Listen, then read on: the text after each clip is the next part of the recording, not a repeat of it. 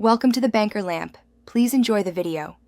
You start by connecting and powering the displays, then focus on detection. Plug into confirmed GPU ports and use high-quality cables. Once done, choose each display's input. Open Settings, go to System and Display, and click Detect if a screen is missing. Make sure Windows recognizes primary output. Set the main display by selecting it and choosing Make this my main display. This gets you past physical setup and into configuration quickly. Once displays are detected, arrange them to match your desk by dragging the monitor tiles. You want the cursor to move naturally between screens. Then set resolution and scaling individually so text and UI elements look consistent. Use integer scale values when possible to avoid blurry text. Choose orientation for portrait panels and adjust refresh rates for smooth motion. Make sure HDR and night light settings are applied only where supported to prevent color shifts.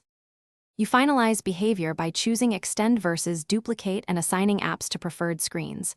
Drag a window to a display and right-click its taskbar preview to pin it there if needed. For advanced tiling and multi-monitor profiles, enable utilities like Power Toys or Display Fusion.